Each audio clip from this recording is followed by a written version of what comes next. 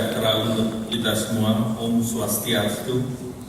Yang kami hormati Bapak Rektor Institut Teknologi Bandung, Bapak Profesor Dr. Kadarisah Suryadi. Yang kami hormati pimpinan Majelis Wali Amanat, Ibu Betty Alisa Bana, beserta anggota Majelis Wali Amanat. Yang kami hormati pimpinan Senat Akademik, Prof. Indratmo beserta seluruh anggotanya, Ketua Majelis Guru Besar, Prof. Rosabar beserta seluruh guru besar. Yang kami hormati sesepuh dan tamu kehormatan para insinyur dari disebut Pak Prof. Haryadi Sumakar yang pada waktu itu juga menjadi rektor pada saat saya mendapat doktor kehormatan. Kemudian juga Ibu Yani Panigoro, Ibu Ketua FPA yang sebelumnya, Bapak Ibu penerima penghargaan yang kami hormati para dosen dan tenaga kependidikan, dan bekas Ketua Umum PII Pak Rauf Purnama beserta pengurus PII ini, Ketua Pansus Undang-Undang Pensiunan Pak Ruli Khairul Aswar. Pertama-tama marilah kita panjatkan kadar syukur kepada Allah Subhanahu wa taala karena karunia-Nya lah pada kesempatan pagi ini kita dapat berkumpul dan berdiskusi, bertukar pikiran dan berbagi pengetahuan serta sekaligus memberikan penghargaan kepada individu-individu istimewa yang telah berkontribusi terhadap pembangunan dan kemajuan perguruan tinggi teknik di Indonesia. Adalah suatu kebanggaan bagi saya untuk dapat berdiri di depan Bapak Ibu hadirin yang saya hormati untuk menyampaikan betapa pentingnya pembangunan industri. Dan ini adalah untuk kali pertama saya memaparkan mengenai rencana industri dan pengembangan industri sampai tahun 2035 mendatang. Hadirin yang saya banggakan, sungguh suatu kebanggaan bagi saya berada di tempat ini dan saya bisa mengklaim bahwa ini adalah engineer's dream untuk berbicara dalam forum yang terhormat. Saya bisa mengatasnamakan insinyur karena saya mantan Ketua Umum Insinyur, Pak. Dan saya 2 kali menjadi Ketua Dewan Insinyur dan saya inisiator Undang-Undang Insinyur. Jadi dengan demikian sah saya mengatasnamakan para insinyur yang bangga berada di dalam. Pada kesempatan ini juga saya mengucapkan selamat kepada seluruh penyelenggara perguruan tinggi teknik yang tahun ini memperingati hari jadinya yang ke-96. Saya harapkan usianya yang menjelang 1 abad ini, perguruan tinggi teknik dapat berkontribusi terhadap pembangunan ekonomi, khususnya pembangunan teknologi yang dapat menunjang perekonomian secara luas dan tentunya secara lebih khusus untuk pembangunan dan inovasi industri nasional. Bapak Ibu yang saya banggakan, kebangkitan suatu negara seringkali ditandai oleh kebangkitan pembangunan industri. Kita melihat Inggris dengan revolusi industrinya, dan sekarang kita juga menyaksikan bagaimana India dan RRT telah menunjukkan dominasinya terhadap industri di dunia. Bercermin dari kedua negara tersebut memperlihatkan bahwa bangkitnya industri mendorong pertumbuhan dan meningkatkan kesejahteraan rakyat. Pembangunan industri pada kenyataannya tidak selalu bergantung kepada ketersediaan sumber daya alam suatu negara.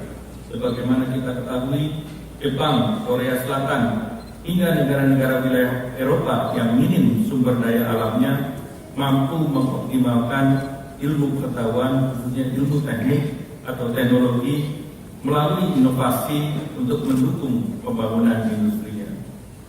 Dengan melihat keadaan tersebut, tentunya kita sebagai suatu negara yang memiliki sumber daya alam yang melimpah dan didukung oleh para ahli-ahli teknik yang ada, seyogyanya pembangunan industri kita dapat lebih optimal dan kita mempunyai cita-cita untuk menjadi negara maju dalam waktu yang tidak terlalu lama. Bapak Ibu yang kami banggakan, perlu saya sampaikan sekelumit gambaran mengenai pembangunan industri di Indonesia. Sejak krisis perekonomian di tahun 98, pertumbuhan sektor non migas rata-rata berada di bawah pertumbuhan ekonomi sekitar 5-6%. Namun pertumbuhan industri non migas pada semester 1 2016 prosentasenya 4,54%. Nah, sektor ini ditargetkan berdasarkan APBN 2017 nanti untuk sedikit di atas pertumbuhan ekonomi nasional, yaitu 5,4%. Peran sektor non migas terhadap perekonomian yang tertinggi pada periode 2008-2009. Pada periode tersebut peranan sektor industri dapat mencapai 30% daripada PDB kita. Namun situasi pada waktu itu tentunya sangat berbeda, di mana situasi pada waktu itu ekonomi belum terintegrasi seperti sekarang dan pemerintah masih bisa menggunakan berbagai kebijakan proteksi terhadap industrinya. Tadi Pak Rektor telah menyampaikan bahwa pasca setelah itu terjadi krisis ekonomi yang berkepanjangan yang juga berdampak pada perekonomian nasional. Pada saat ini semester 1 tahun 2016 kontribusi sektor industri sekitar 20% dari PDB dan ini merupakan kontribusi terbesar sektor yang besarnya ini 3 kali daripada sektor migas. Oleh karena itu dari 15 kelompok industri pengolahan non migas pada semester 1 ini ada 7 kelompok industri yang laju pertumbuhannya di atas rata-rata, yaitu yang pertama industri makanan dan minuman sebesar 7,92%, yang kedua industri pengolahan tembakau sebesar 4,8%. Memang industri tembakau ini menjadi banyak tantangannya. Di satu pihak penghasil cukai terbesar 138 triliun, ini 4 kali dari perolehan migas, dan ini menjadi tantangan karena selalu ada masalah kesehatan, masalah pekerjaan. Nah, ini adalah dilema daripada para teknolog untuk mengambil suatu kebijakan publik. Yang ketiga, industri kulit, barang dan alas kaki sebesar 8,51%, industri galian non logam sebesar 6%, atau industri mineral sebesar 6%, industri barang logam, komputer, barang elektronik, optik dan peralatan listrik sebesar 5,22%, kemudian industri mesin dan perlengkapan sebesar 12,64%, serta industri alat angkut sebesar 5,85%. Adapun sektor industri yang memberikan kontribusi terbesar terhadap ekonomi Indonesia adalah industri makanan minuman, 2 industri logam, komputer, barang elektronik, peralatan listrik, dan 3 industri alat angkut. Bapak Ibu yang saya hormati, saat ini saya diamanahkan oleh seorang insinyur muda yang pada saat ini menjabat sebagai Presiden Republik Indonesia, Bapak Joko Widodo. Beliau mengharapkan bahwa industri mampu berkontribusi terhadap perekonomian Indonesia, dan industri ini diharapkan menjadi penggerak untuk mendorong pendapatan per kapita memasuki pada threshold pertama, yaitu pendapatan $6.000 per tahun, di mana dalam pendapatan itu tentu kondisi demokrasi akan menjadi lebih matang. Dan tier kedua itu pada saat pertumbuhan bisa menopang PDB per kapita sebesar 10.000. Pada saat itulah negara sudah masuk menjadi negara maju. Dan ini ditargetkan dapat dicapai pada tahun 2025. Bapak Ibu yang kami banggakan, peningkatan industri non migas yang diharapkan sebesar 7-8% dan kisaran perekonomian di kisar 6-7%. Pertumbuhan pada saat hari ini Indonesia sekitar 5,3%. Ini juga merupakan pertumbuhan tertinggi ketiga di dunia sesudah India dan China, di mana rata-rata pertumbuhan ekonomi dunia di di bawah 4%. Mengingat pembangunan sektor industri juga perlu diselesaikan ataupun didorong oleh berbagai stakeholder, maka dibutuhkan sinergitas dan komitmen yang kuat dari seluruh komponen atau stakeholder dari hulu sampai hilir, serta dari pembuat kebijakan serta utamanya para pelaku itu sendiri, baik itu swasta, BUMN maupun badan usaha milik daerah. Kita tentu sangat paham bahwa negara ini dianugerahi dengan sumber daya alam yang melimpah. Suatu kewajiban bagi kita untuk menggunakan sumber daya yang kita miliki agar dapat dimanfaatkan secara maksimal bagi kemakmuran rakyat. Kita tentunya tidak ingin terjebak dalam middle income trap seperti yang dihadapi oleh beberapa negara industri seperti Brasil, Afrika Selatan, dan Meksiko. Di negara kita, negara yang sudah masuk menjadi industri di belahan Asia itu saat sekarang Jepang, Korea, Taiwan, dan Singapura. Sehingga tentunya di negara ASEAN, Indonesia bercita-cita menjadi satu negara yang bisa bangkit dalam 10 tahun mendatang.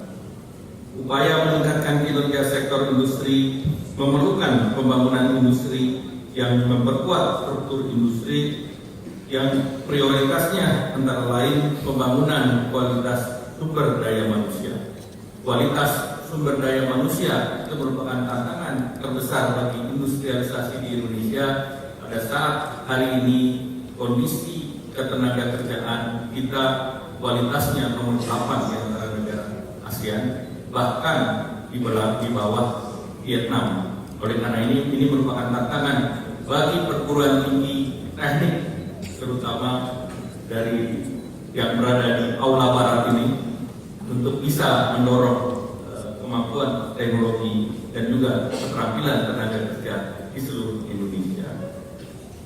Pembangunan sumber daya manusia ini menjadi prioritas dari pemerintahan Bapak Jokowi, di mana kami telah mengusulkan bahwa ke depan pendidikan SMK atau vocational akan diutamakan. Kami mendorong bahwa pendidikan vokasional targetnya dibandingkan SMA adalah 60-40. Kementerian Perindustrian sudah merencanakan untuk membangun dual sistem seperti yang dilakukan oleh negara seperti Jerman, Korea, ataupun di Eropa, di mana SMK dan industri akan bekerja bersama-sama, di mana setiap siswa SMK akan diberikan waktu di ruang kelas sebanyak 3 bulan dan makan di industri 3 bulan per semester. Kebijakan ini akan kita dorong SMK D1 dan D2, dan ini sudah kami bahas di rapat kabinet. Bahkan Bapak Presiden mengatakan kalau perlu beliau akan memberikan instruksi khusus untuk itu, dan pembangunan klaster daripada pendidikan itu berbasis klaster industri, sehingga tidak lagi SMK itu seragam SMK mesin, SMK elektro, SMK sipil, tetapi kita betul-betul mengatakan SMK ini kepada kebutuhan industri di wilayah pertumbuhan masing-masing. Pembenahan sistem pendidikan ini diharapkan mampu menjawab kebutuhan industri sehingga mewujudkan link and match antara industri dan pendidikan. Untuk itu, pemerintah mendorong para industri untuk mendirikan politeknik. Beberapa industri besar seperti otomotif mereka sudah menyiapkan, demikian pula untuk industri tekstil. Nah, tinggal kita mendorong bahwa kebijakan ini bukan hanya terbatas pada bagian kecil industri, tetapi kita dorong ini menjadi suatu gerakan yang dilakukan juga oleh swasta, dilakukan oleh BUMN, dilakukan juga sinergi antara Kementerian Perindustrian, Kementerian Tenaga Kerja, dan Kementerian Pendidikan, baik di dasar, menengah maupun pendidikan tinggi. Dengan demikian kita bersama-sama mendorong kompetensi bangsa ini untuk bersaing di kemudian hari. Bapak Ibu yang saya hormati, kewirausahaan merupakan salah satu yang juga akan didorong berdasarkan kepada RPJM nasional, bahwa di tahun sampai dengan tahun 2019 pemerintah akan menargetkan untuk mencetak 20.000 wirausahawan usaha kecil dan menengah, dan pemerintah juga mendorong akan timbulnya perusahaan menengah dan besar sebanyak 9.000.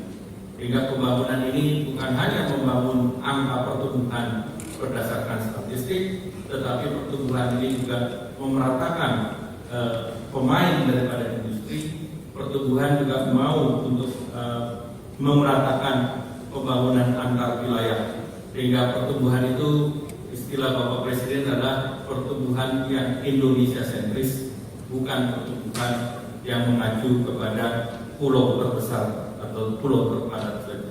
Sehingga pertumbuhan timur, barat, utara, selatan akan didorong.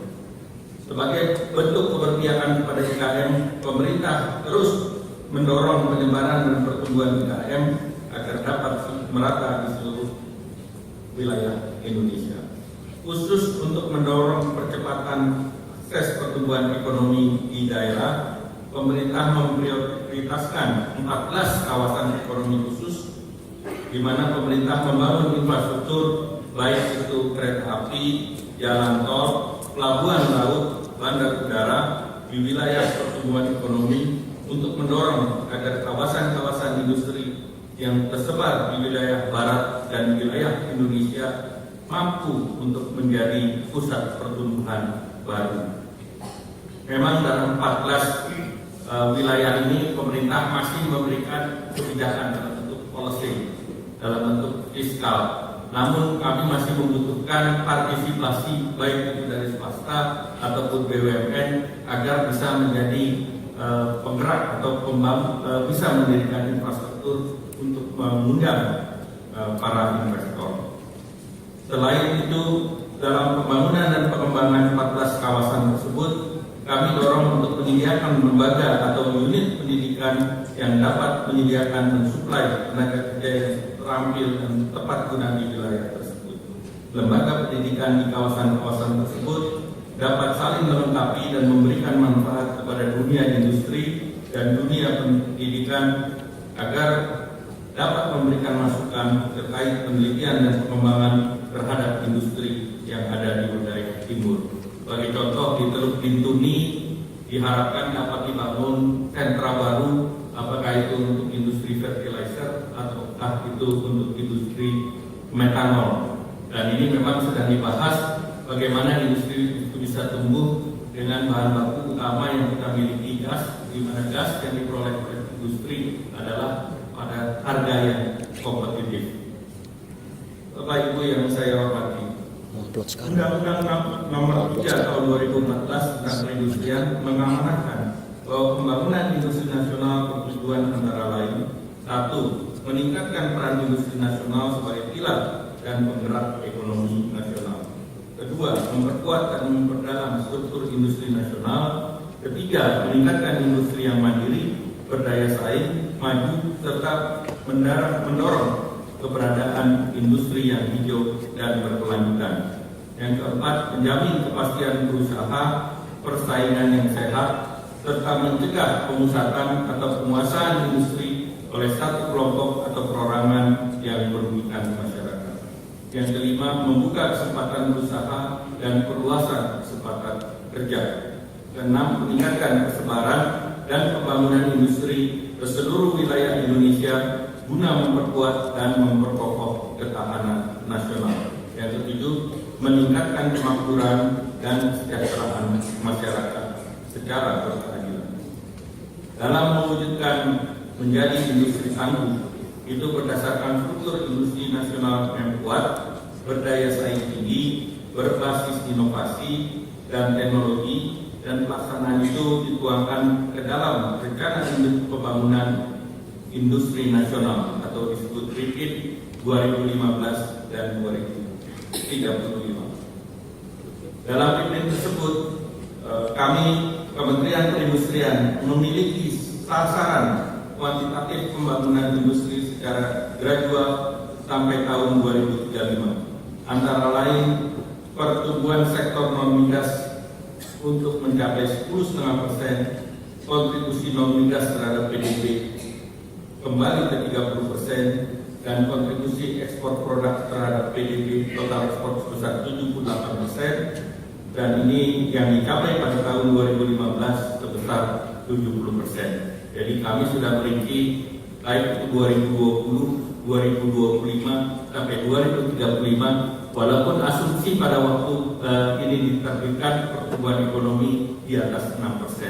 Nah, tentu kita melihat bagaimana dengan kondisi perekonomian saat ini yang terjadi di dunia global, di mana pertumbuhannya lebih kecil sehingga Indonesia harus mematok pertumbuhan sebesar 5,3 yang mungkin akan terus sampai 2017 nanti.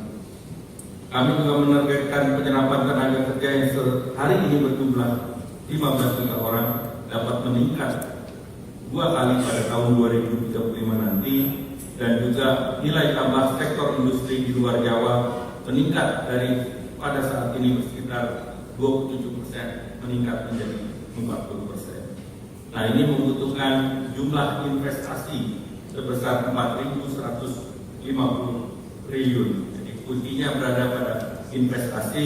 Diharapkan investasi yang bisa masuk sebesar kurang lebih 400 billion US dollar.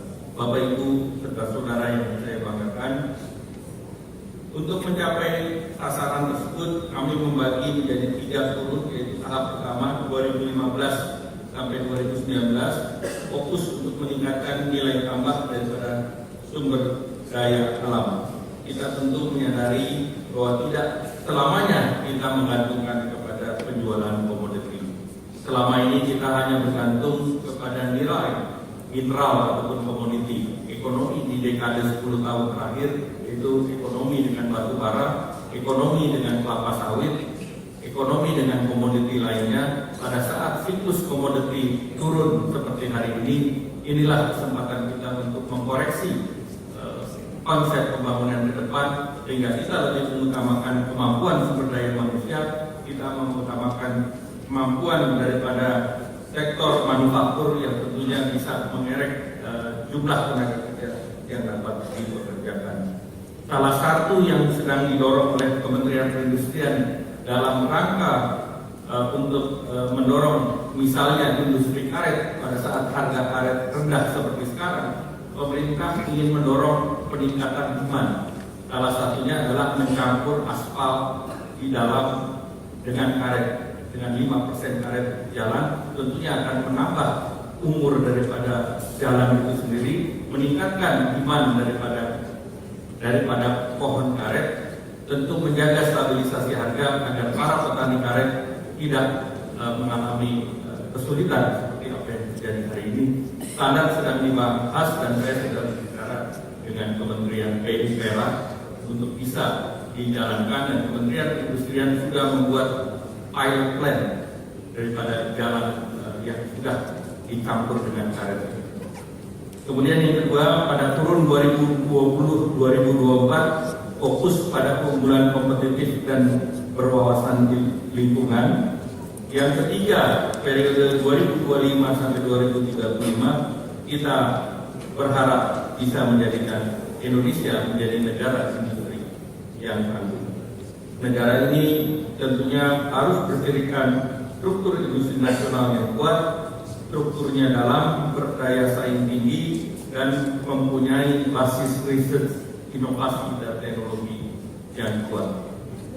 Pada saat ini, khusus di industri alat kendaraan bermotor misalnya, Indonesia sudah mendorong untuk adanya R&D Center, dan salah satu perusahaan sudah memiliki R&D sehingga konten Indonesianya di dalam produk tersebut sudah mencapai 94%. Ini merupakan suatu kemajuan bahwa insinyur kita bisa mendesain mulai dari sketch sampai membuat clay model, sampai membuat desain sampai diproduksi secara massal, dan pasar otomotif di Indonesia sudah tertinggi di ASEAN dengan 1 juta kendaraan per tahun.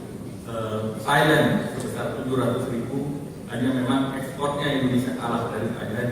Thailand sudah berhasil mengekspor 1 juta kendaraan, Indonesia masih 200.000 unit kendaraan. Salah satunya standar fuel di Indonesia masih rendah Euro 2 dan tentu kurang agar kita sedang mendorong agar perindustrian agar standar ini segera diadopsi minimal tahun 2019 atau 2024. Bapak Ibu yang saya hormati, hal berikutnya yang perlu didorong adalah mengenai pembangunan industri hilir, di mana dalam penguatan struktur memang Kementerian Perindustrian akan melihat industri-industri yang masih dalam tanda petik bolong, apakah itu di hulu, apakah di tengah, apakah di hilir, sehingga ini dapat mendorong kecepatan pertumbuhan ekonomi, penguatan daripada struktur Indonesia industri itu sendiri, serta peningkatan nilai tambah di dalam negeri, serta yang terakhir tentunya penyebaran industri ke seluruh wilayah NKRI. Hilirisasi diharapkan mampu mendorong pertumbuhan yang lebih tinggi dan dampaknya memperluas penyerapan tenaga kerja, mengurangi tingkat kemiskinan, meningkatkan cadangan devisa melalui penerimaan devisa ekspor dan juga penghematan daripada devisa impor, baik dalam jangka menengah maupun panjang. Diharapkan mampu mengurangi defisit perdagangan sehingga struktur ekonomi makro kita dapat menjadi lebih stabil. Bapak Ibu yang saya hormati, pada jangka pendek 2017 sampai 2020 beberapa upaya akan dilakukan oleh Kementerian Perindustrian, antara lain kita akan mendorong industri berbasis amonia, metanol di Bintuni, kemudian industri berbasis batu bara di Pulau Sumatera Selatan, kemudian industri berbasis amonia metanol di Kalimantan Timur, dan juga yang di jangka menengah nanti kita melihat hasil daripada gas masela nanti. Kemudian untuk industri berbasis mineral logam, industri berbasis biji besi di Kalimantan, kemudian berbasis bara pasir besi di Yogyakarta.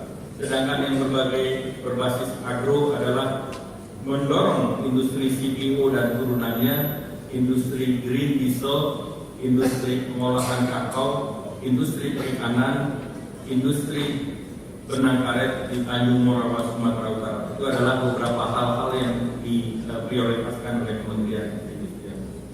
Bapak Ibu yang kami hormati, tantangan pembangunan industri lainnya adalah bagaimana mendorong penyebaran dan pemerataan industri ke seluruh wilayah Indonesia sehingga keberadaan dan manfaatnya dirasakan oleh seluruh bangsa Indonesia.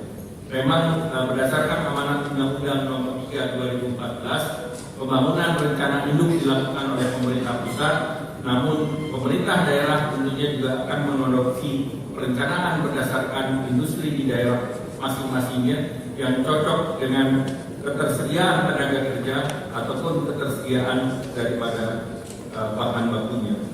Jadi apabila seluruh kepala daerah, baik gubernur, bupati maupun wali kota telah mempunyai rencana industrinya masing-masing, diharapkan sinergi kebijakan di tingkat nasional, tingkat daerah, provinsi maupun kabupaten akan lebih sinergi lagi. Bapak Ibu yang kami hormati, demikian beberapa hal yang ingin saya sampaikan untuk menyampaikan persamaan persepsi dan saling bersinergi, terutama dengan para akademisi penyelenggara pendidikan teknik maupun antar sesama instansi pemerintah, para pelaku usaha, serta instansi terkait lainnya. Dan pada kesempatan ini saya mendapatkan kehormatan, tadi Pak Rektor menawarkan anggota kehormatan keluarga besar ITB, tentu dengan senang hati saya akan menerima.